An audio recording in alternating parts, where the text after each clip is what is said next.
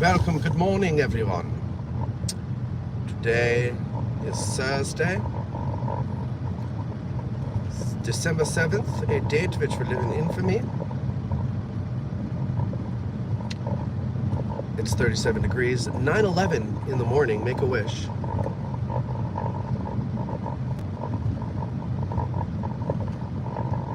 Oh no, you're supposed to do that when it's the same number, like 11, 11 or 12, 12. And now it's 9:12, so it doesn't matter anyway. Good morning, Andy. Yes, remember Pearl Harbor? It is Pearl Harbor Day. 1941, 208 years ago. Ah, damn Catholic school. I know that's not the right math.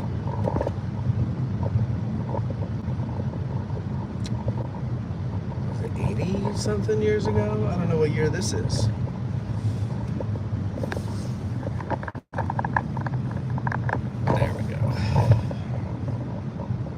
So we're driving into work today. Yet another cloudy day, ladies and gentlemen. Yet another cloudy day. But somehow we get by. I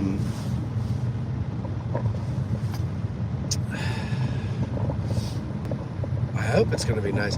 Cindy sent me a picture. She was up at Camp Hill on the way to work, and there was snow on the ground.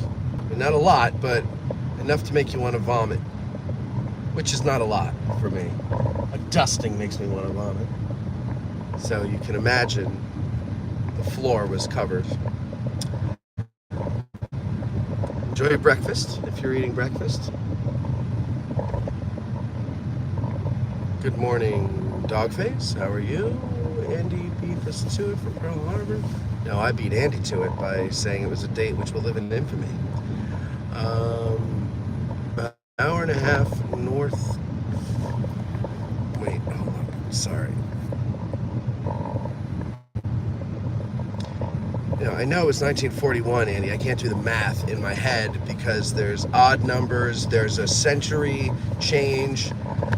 You know, as much as we make fun of Common Core, I had a Common Core, well, I had a teacher who had to teach Common Core math, explain to me how it worked, and I was like, oh, that's the way I did math in my head because I couldn't do it the way they were teaching me, so I made up my own way of doing it.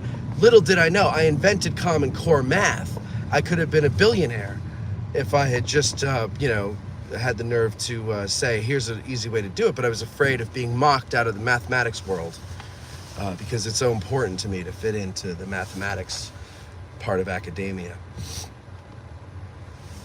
So I never did it, but I'm too tired and lazy right now. Got the Christmas show, the last show of the year. It's always our Christmas show coming up tonight. All seriousness, folks. If you have the kids watching, want to keep it, you know, family friendly. Santa Claus is going to be there in the second segment after the first commercial break. Santa Claus is coming on the show. He's going to take calls. So if you got kids who want to tell Santa what they want for Christmas, it would be a great way to do it. Also, you know, make them feel a part of the Addressing Gettysburg family, that thing that takes up so much of your time, so much of the time that they should be getting, and you spend it locked in your office listening to Addressing Gettysburg. Maybe introduce them to that via Santa Claus. He'll be on the second segment, and then a very special song. Only a couple, and literally a couple of first lieutenants caught it yesterday as I was doing my final editing and algorithm test on the song. Yes, I think you will enjoy this song. I have shared it around to a select few people who, you know, whose opinion I value. And everyone is coming back saying that it is a masterpiece. And I have to thank Mike Bariski ahead of time. Mike is one of the owners of Civil War Tees, and you have his shirts. And he came over. What day was that? Tuesday. And I said, "Hey, I wanna parody this Christmas song with this theme in mind. Come over and help me do it, because he's very funny." And I discovered, or rediscovered, because I think he had told me this, but he and his friend, when they were younger, used to parody songs, as did me and my friend. We would parody Christmas songs in, really very irreverent ways, and actually record them, like with multiple tracks and all that. So it was in our wheelhouse to do it, and we worked well together because, like my friend Pete, who I worked with in the past, I was with Mike. I was the talent, and Mike was the brains. And with Pete, I was the talent, and Pete was the brains. And so that's a good mix there, because I had the musical chops, although Pete did too. But they're much smarter. They were better with words, crafting words. So it, it's a good team. Anyway, I think you'll enjoy it. I don't want to overhype it, because then you won't like it. But I think Eric heard it. Good morning, Eric. Good morning, Estella. Good morning, Francis. Good morning, Ty. It's like Romper Room. I see Ty. I see Jennifer. I see Barbara. I see Paul. I see Andy and Francis, Estella and Eric.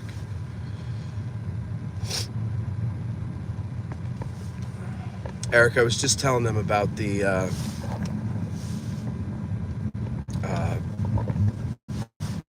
song you witnessed yesterday. And I was just hyping it up a little bit. I hope I wasn't overhyping it. I think they'll like it.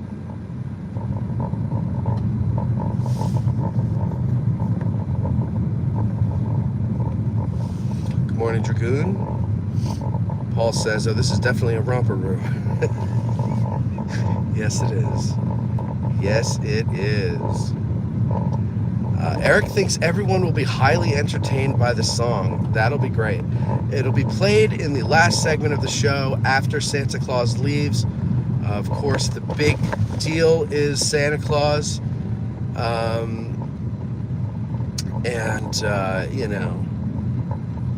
Maybe what we'll do is we'll interview him. I know I have a couple of people who said that they're going to call in already with their kids. So at least we'll have, one or two calls there. But again, I really encourage, it'll be a better segment if you play along with us, okay, guys? But otherwise, if you decide to not, then we'll have, we'll interview Santa or something like that.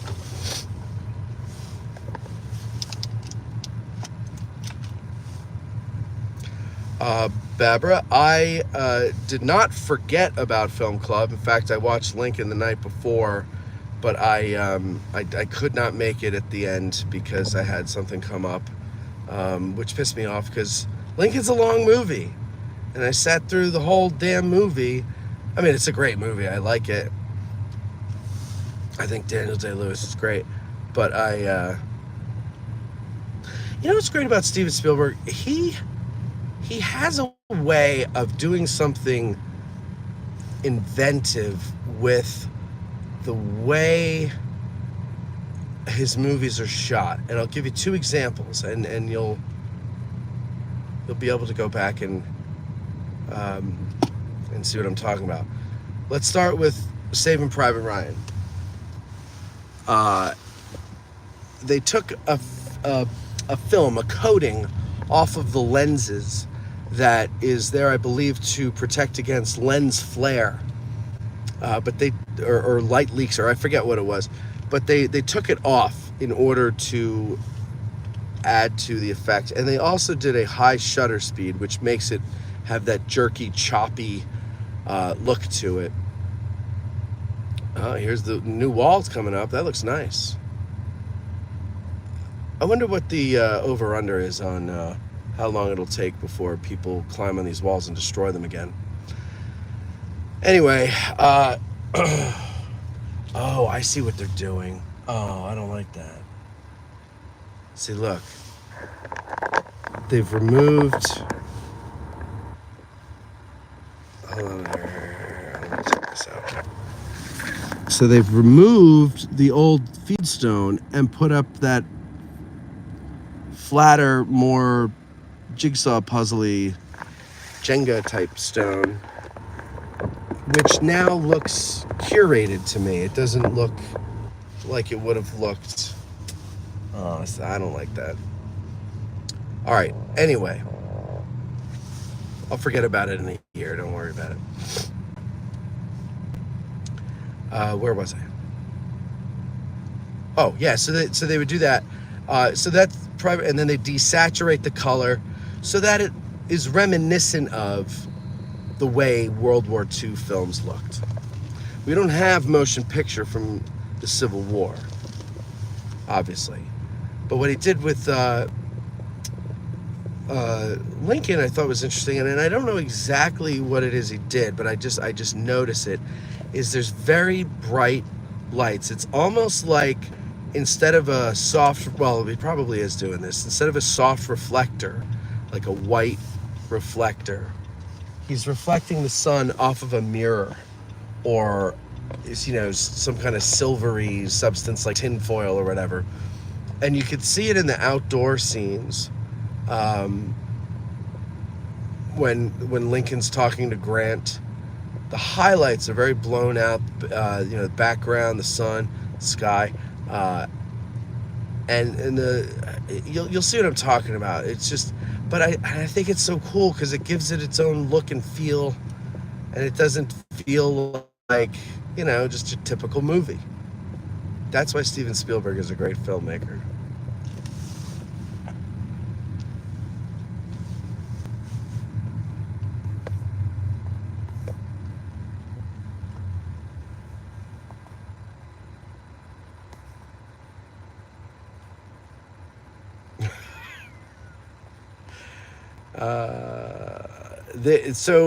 The film club, Casey does record them. He hasn't sent one to me yet. I still haven't posted last month, but those are posted on Patreon with on the video tier, which is First Lieutenants.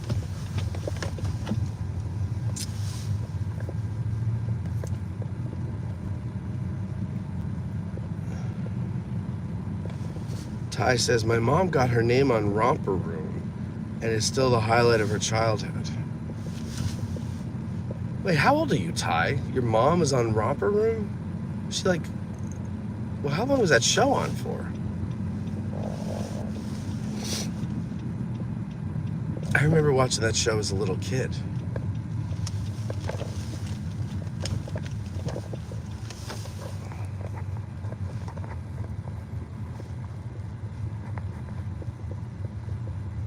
Yes, Eric, great question. The question is, are you quitting Gettysburg now that they changed the wall?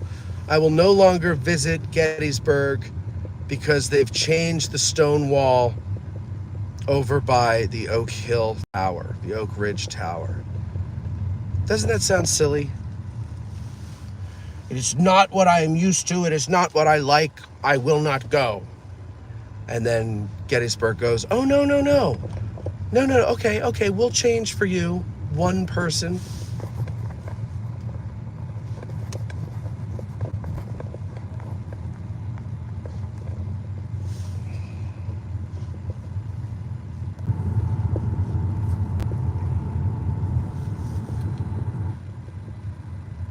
Yeah, Masters of the Air looks good. Romper Room started in the 1950s. No kidding. Okay. So it was on like 30 years when I was watching it. Holy crap balls. Well, it just goes to show there's nothing new under the sun. And, I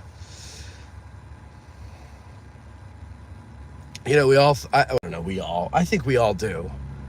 Up until a certain age. I think we all think that everything that we are aware of didn't exist before we were made aware of it. You know what I mean? Like, I was surprised to find out Sesame Street was on before I was born. Or Romper Room. So I learned the Sesame Street truth a long time ago. Captain Kangaroo, Mr. Rogers.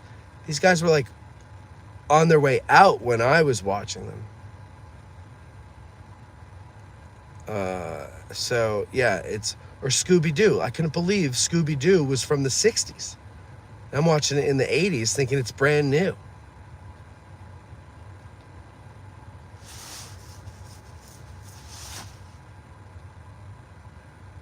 Yeah, Captain Kangaroo was early 50s too, yeah.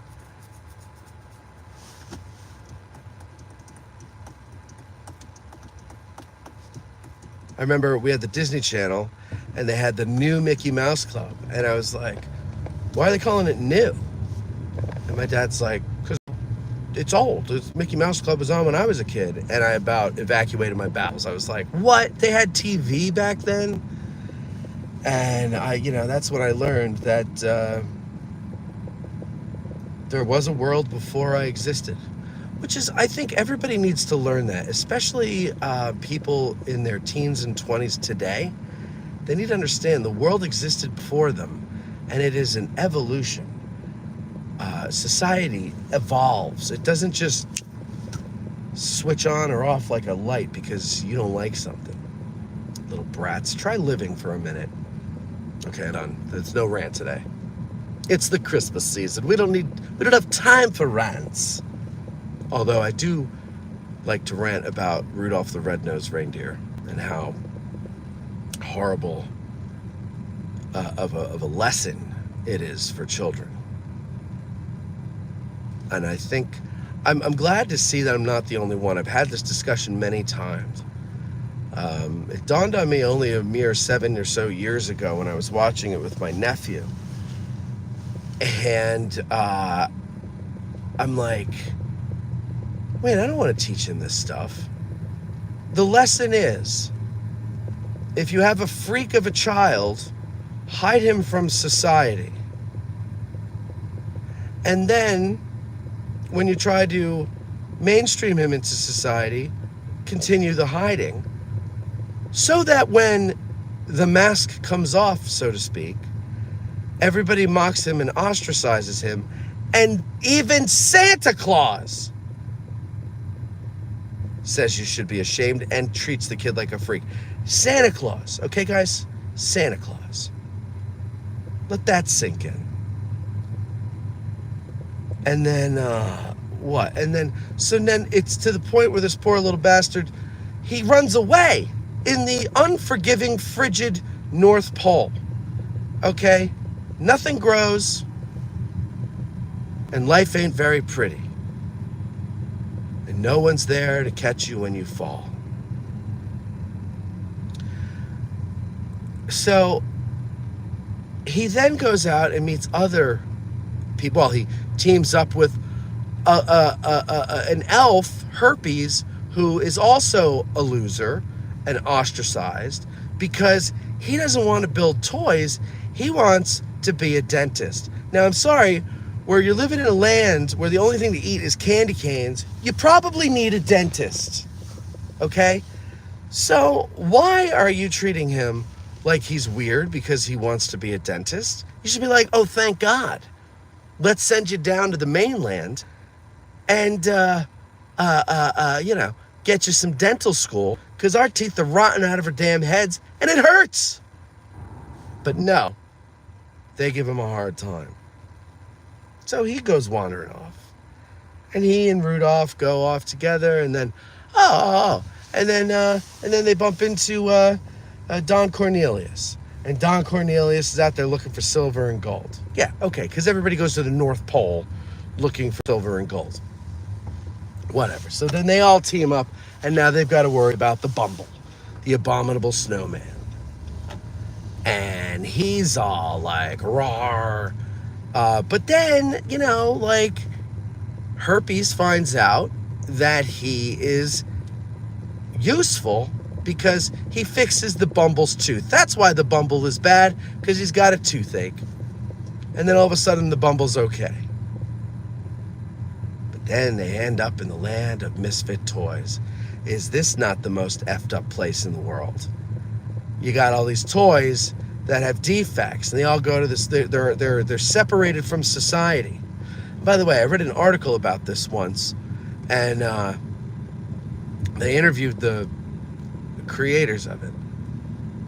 And you know Raggedy Ann? She's there, she's defect, because I'm like, what's defective about Raggedy Ann? Is she's not missing an eye, she's not missing a limb, she's depressed. So okay, let's take the depressed people and separate them from society. I don't know what Nazi wrote Rudolph the Red-Nosed Reindeer, but it is a holiday classic, and it reminds me of being a kid, but it taught me all the wrong lessons. And then, by the way, in the end, the message is, once your bullies realize how they can use you, and then are nice to you, they will, and then will be nice to you and accept you, and then you be a sucker with no dignity and go along and help them guide their sleigh. No. If they don't treat you right in the first place, never let them in.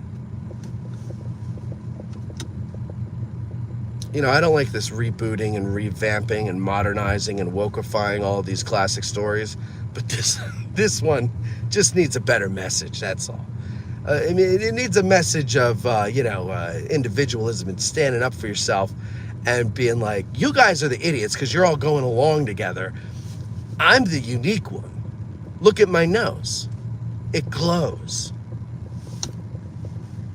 And that is this year's rant on Rudolph the Red-Nosed Reindeer.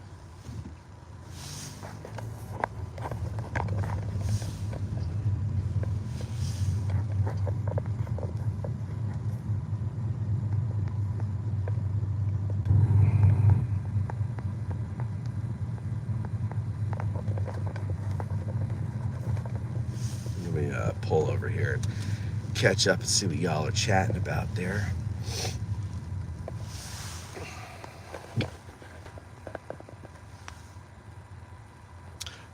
Okay, wait, so this is a good question. Captain Kangaroo is 50s. How old were you when you learned Casey Kasem was the voice of Shaggy? I want to say it was high school or college. And I didn't believe it because I couldn't hear Casey Kasem's voice as anything other than Casey Kasem's voice.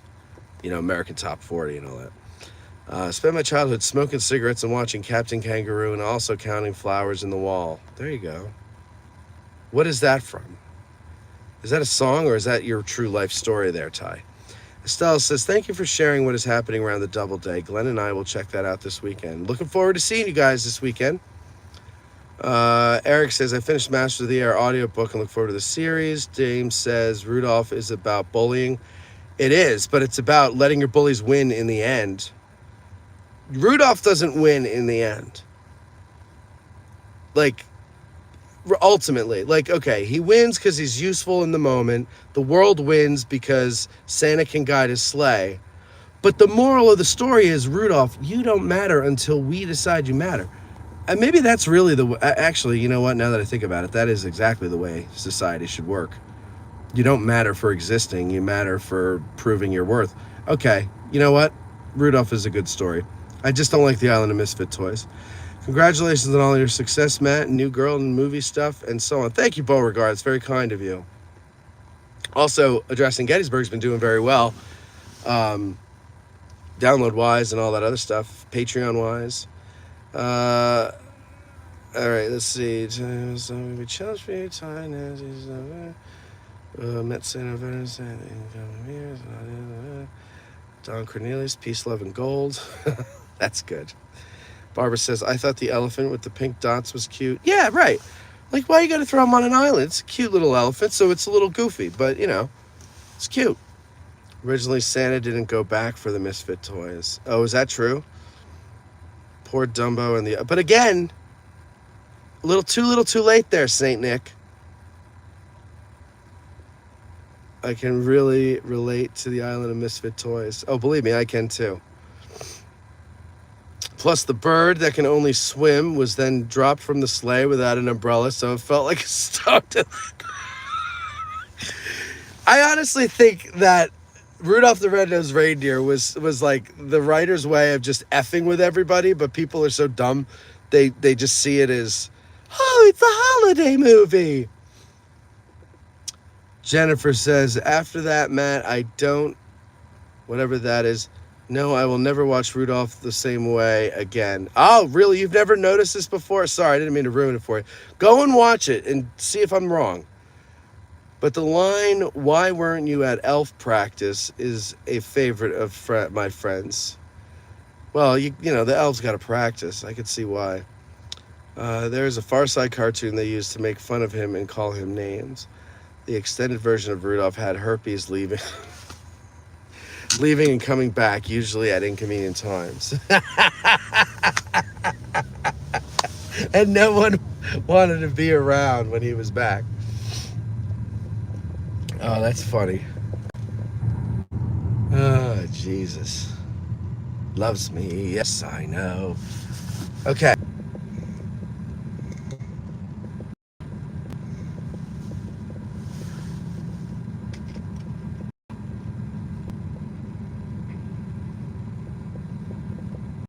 See now, you see how the stone wall here is just piled? It's not neatly stacked. I think that's the way they should look. Shore those up, you know. And by the way, the little round top wall is done with the flat stones. You know, I get why they're doing it. But, like, you got to remember and remind people when you bring them here and they're new that the soldiers' walls wouldn't have looked so good. Those are built that way to protect against you all. Well, not you all per se, but maybe your little kids running around climbing on things. So, you know, why we can't have nice things. So, you know, this wall is neatly put together, but it's got round rocks. It's not all the flat rocks. But we'll see. We'll see what it looks like. You know, it'll look nice. I'll tell you that much. It'll look nice.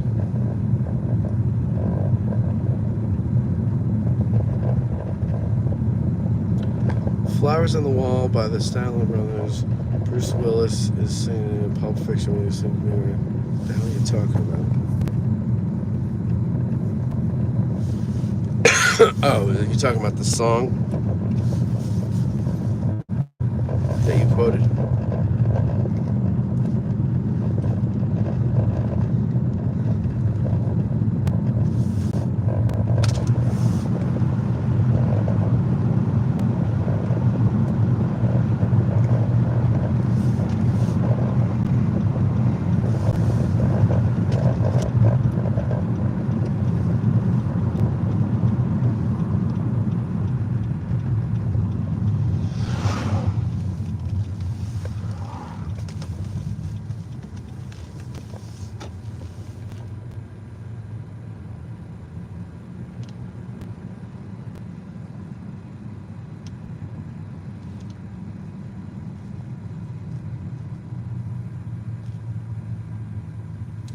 Stella says, would you say that they need to cut the stones imperfect, not so round? That would work for me.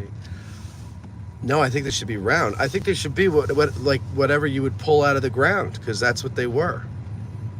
You know, the farmers would just unearth them and make walls. So they didn't have these, you know, like to me, it looks like the material that they're using is the stuff that you would get to landscape your house. If you wanted to build a stone wall at your house, you would get this stuff. I think round is the way to go. That's the way it would have been. To me, I mean, I don't know. Maybe there's a farming history expert out there who knows better. Okay, that's what you meant to say, Stella. Gotcha. Yeah. All right. So we're on the same page, Stella. We're on the same page. So I can tell you now, and I'll tell you tonight on the show, the prize for the ugly sweater contest, Christmas sweater contest on Saturday, is both volumes of Scott Hartwig's Antietam books. Dociously by Scott for this contest. Scott's not going to be able to make it. He was invited, but he has something else to do. But he said that he'd be happy to drop off the books, and he dropped them off the other day. And they're both signed as well. So that'll save you about 100 smackers. So get your ugliest Christmas sweater so that you can get in and win. You got to be in it to win it. You got to be in it to win it.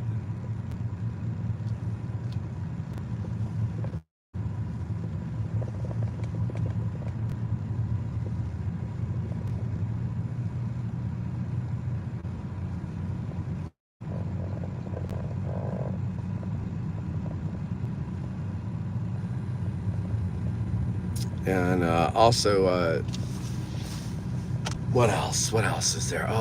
We have a signature cocktail. It is a Camberry Mule or something. I don't remember. I think it's a Cranberry Mule, but we changed the name to Camberry in honor of our buddy Cameron. And so we've got a signature drink tonight. We've got a distillery and a brewery there. So for those of you who like a little libation, there it will be. And what else? Oh, book swap. Don't forget, bring any books that you want to get rid of. We're swapping them. So just throw them on the table.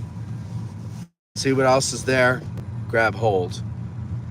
I will, I don't know if I have, I think I got rid of all my books, my extra books last year. I also like to keep like at least two copies of some books, like for example, Trudeau's book, because when someone says like, what do you recommend as a good starter? I tell them Killer Angels and then Trudeau. And so, I just bought another copy of the Killer Angels for the Historian the other day, in the used book section, because they're it's cheap. It's a couple bucks.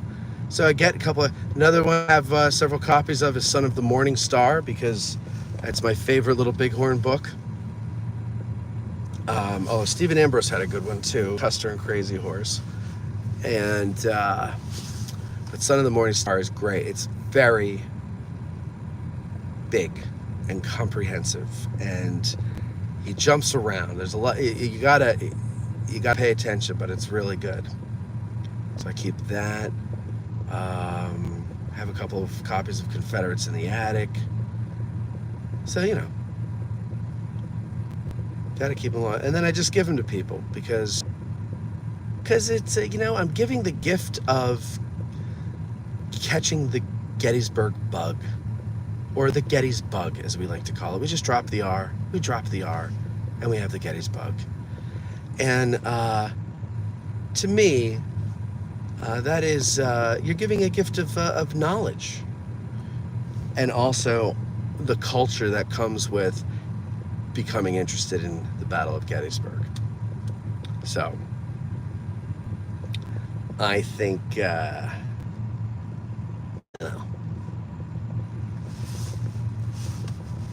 you know?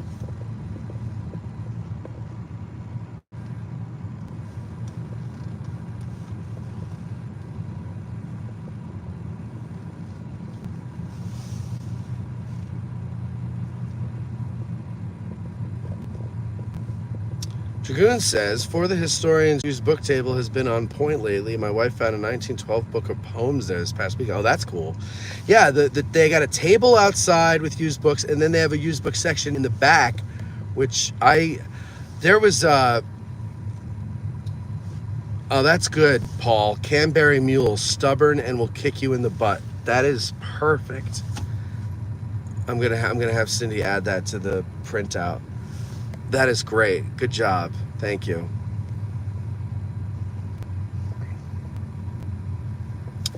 Anyway, what was I saying? Doesn't matter. Oh yeah, for this story, great used book section.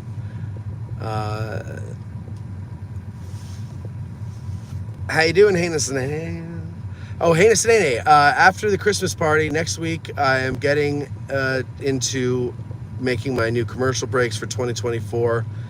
Also, well, all of that crap.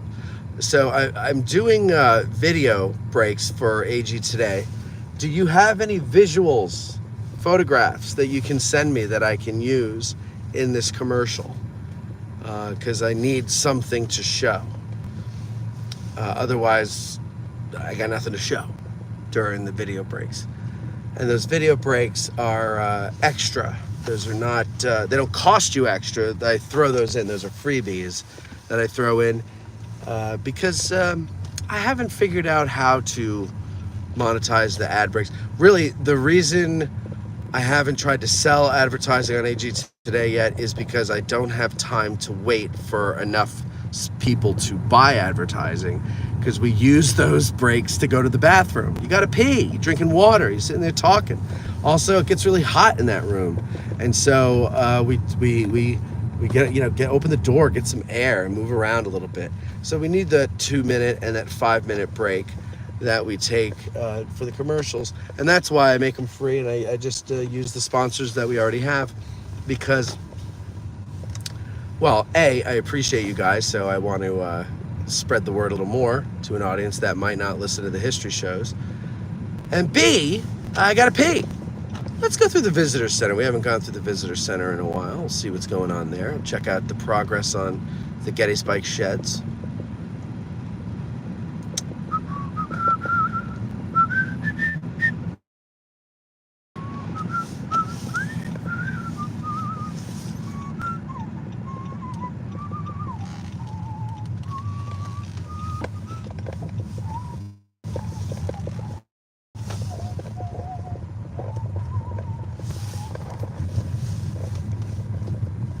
I hope you don't mind a bathroom break there, Stella, because we got to take it anyway, whether you like it or not.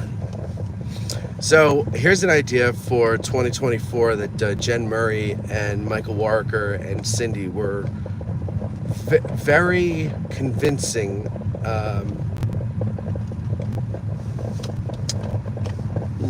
last Sunday when we went to dinner, and they think that I should do 24-hour live stream pledge drive like Jerry Lewis used to do. I mean, now when I say like Jerry Lewis, it would be awesome if I could actually get like a state, let's put it like this. We'll do it in the studio first. If we can actually do it and it's a success and people like it and it becomes a thing that they want us to do every year, then I'll see about maybe using the Majestic or something like that, maybe ACHS, and doing it like a 3-camera shoot and everything like that with community media. We just have to find the money for that. But 24-hour live stream, of course, I'm the biggest sucker in this organization, so I'll be doing all 24 hours. But it'll also be that I'm saying, hold on a second, I'm just looking here. It's funny, you see on this one the discoloration. It's because this side never got the sun, this side did. Also, we repainted that side, but we didn't repaint that side, so never mind. I just remembered that's not, they're two different colors entirely. All right, so anyway, 24 hours, and we would do it June 30th, leading into the opening shots of the battle. So like 7 a.m. on the 30th to 7 a.m. on July 1st, or 7:30. That's the idea. I'll talk about it on the show later. And the reason I'm telling you now is because 24 hours of content straight requires a lot of work. And so anyone who wants to help in any way, but there's certainly behind the scenes ways, but also if you're a video editor or something or whatever, if you want to help, there's going to be a lot of things to do. Of course, we can't ask people who, well, I mean, I can ask them, but they're not going to say yes. Like, for example, if I ask, Scott Hartwig to come on in the 3 a.m. slot, he's going to be like, what are you, nuts? So what I would do with Scott, maybe if I wanted to do that, is pre-record an hour with Scott Hartwig and play it at the 3 a.m. slot. Or find a historian who's on the West Coast, who doesn't mind staying up late. Or maybe one who's in England, who's already up and their day is beginning. I don't know. We got to figure it all out. But that's what we want to do. I don't think I've proven to enough people locally and everywhere else that we're very serious about the history and bringing it to you in a palatable way, well, as palatable as I could be, yet educational way and comprehensive way, and often, bringing it to you often, and I mean 6 episodes a month. I don't really think that the message has gotten through, and so I think if people see me stay up for 24 hours to the point of insanity, they might get the hint and then pledge over at patreon.com/addressing Gettysburg. So that's what we're going to do. Also, it'll just be fun. Even though it'll be awful, it'll be fun. And I think it'll be a great way to get attention for the town, the businesses in the town, the historians in the town, the different works they have. Jen Murray already said that she would do an hour on General Meade. So that's good. And she said that she would actually come in at 3 a.m. So that's cool. It was her idea. She better. Well, actually, it was Mike Walker's idea, but still. So we're going to need all different types of people to help with this. I can't make Colby sit at the computer for 24 hours running cameras. So we're going to have to shift people. And so I'm going to have to train people on the cameras and do it in shifts. Yeah. That's the idea. So that's the big thing we're going to work towards in the next 6 months. And it is going to take 6 months to do. I'm starting to think it's the craziest, the stupidest. I'm going to regret this. I just know I'm going to regret it.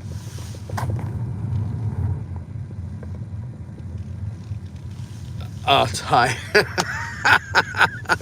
We can get Sinatra to come on and reunite you with Eric, the producer, like Frank and Jerry and Dean. That's so funny.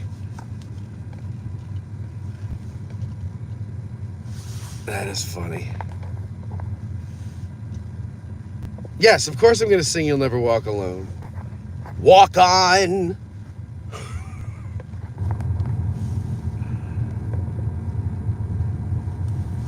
Brandon says, you do 24 hours. I'd like to be there in person. Sure. You got to have to pitch in, though. That's the trade-off. Maddie's kids. First snow in South Jersey happening right now, baby.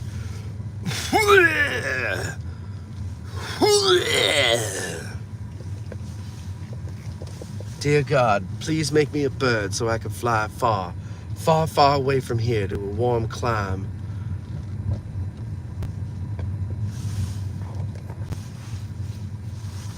Isn't there some kind of noise trigger that can switch cameras automatically, or is that expensive? You know, hey, Nasanene, there is, and I'm imagining it's a very expensive system. I have like the poor man's version of a switcher. It's computer software alone, and I use webcams. I just bought a Canon video camera, camcorder they call it, but it's like a $3,000. It shoots 4K, it does slow-mo, it does all this stuff, but it also streams.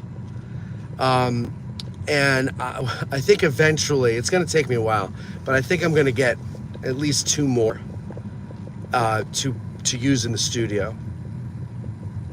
I'm going to have to revamp the studio, though. I'm going to have to get rid of the table we use and configure the furniture differently because I think these cameras, A, are too big, so I'm going to need big the whole kit that I would need for the cameras is about $4,000 I think I've spent total. And so, you know, I gotta come up with another $8,000 basically, which I can do. Actually, well, I could do that, and then basically I'd have nothing. I'd do that, and then a couple of other things, and I'd have nothing left to tax. That'd be good. Yeah, so maybe that's what I'll do. But anyway, and then I believe I could still use that with the system I have, and it'll still look better. I think I also need to upgrade the computer. It's starting to show its limitations. Technologies are upgrading beyond it now. So yeah, there's a lot. I feel like 2024 is going to be a year of major technological investments, and it started this month with the camera that I bought for the winter lectures. So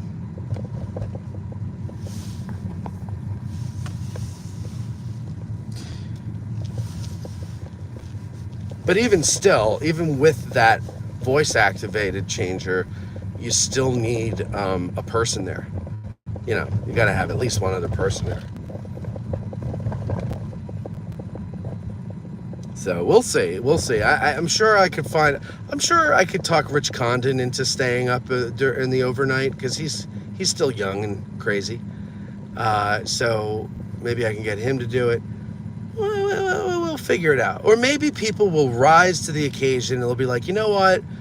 Our buddy Matt's going to stay up until the point of delusion. Well, more delusion.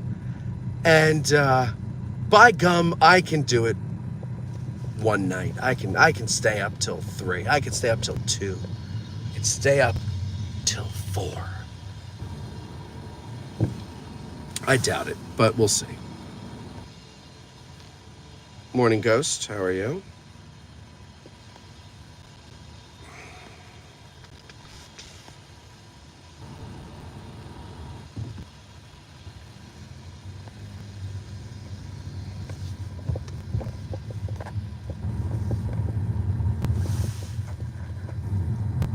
Brandon says, I'll run camera. Anything I can do to help. I think it would be fun. There you go, Brandon. That is the right attitude. Thank you, sir. Don't lose touch with me so that we can get you involved. I'll take the dreaded early AM shift. There you go. There you go. Camcorder, one who records cam. There you go. You should get Pete from the seminary in this to support. Oh, believe me, Andy, I'm calling in all the favors. All the favors.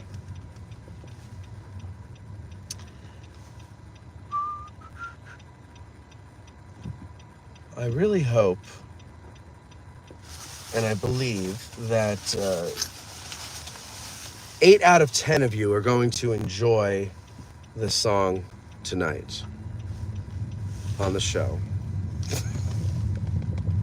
I think you're going to do something called smile, at the very least, and at the most, you're going to do a thing that has been forgotten in today's society, and that is called laugh. Yes, you're going to laugh.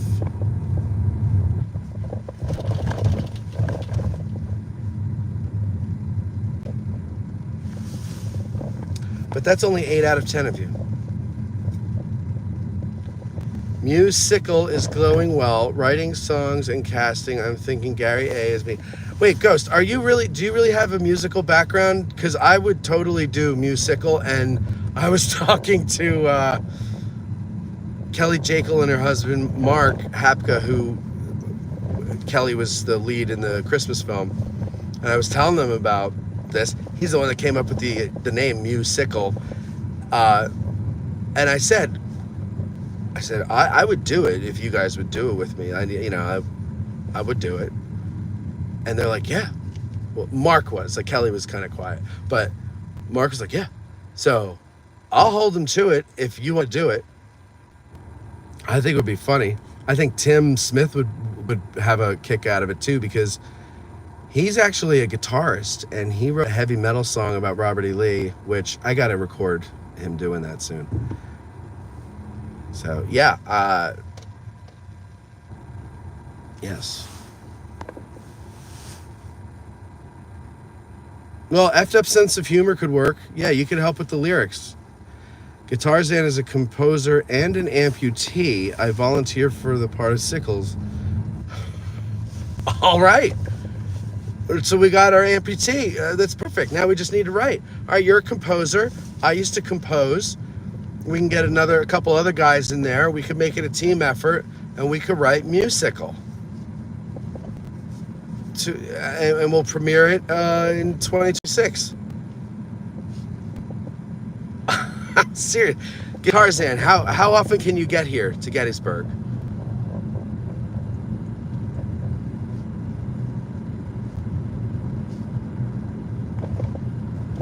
This just might be the God. I wish there were more hours in the day. You know what I mean? There just aren't enough hours in the day, or days in the week, or weeks in the month, or months in the year, or years in a lifetime to do all the things I want to do.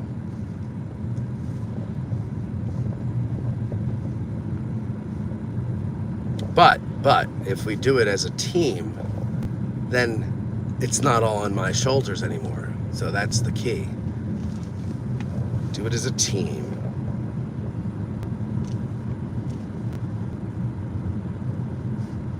I think we can get Bo to direct it, because he used to do theater. Guys, I'm starting to I hate musicals. But if we do it like a rock opera kind of, like Tommy, I think, I think we could do it. All right.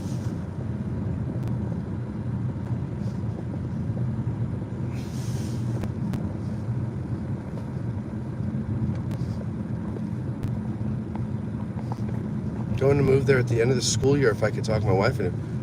Guitarzan, that's awesome. Send me an email, Guitarzan. Let's really talk about this.